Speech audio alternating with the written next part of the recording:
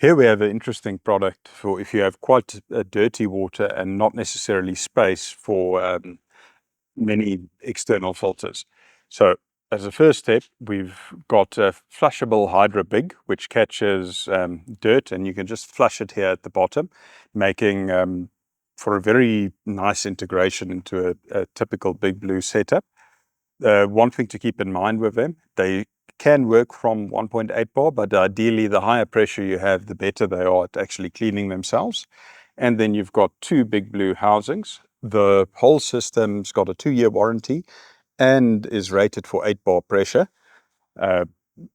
Getting something like a before and after pressure gauge, and preferably a flow meter, is a very handy thing to have on this unit specifically, as the pressure gauges will give you a good indication of when it's time to flush this unit.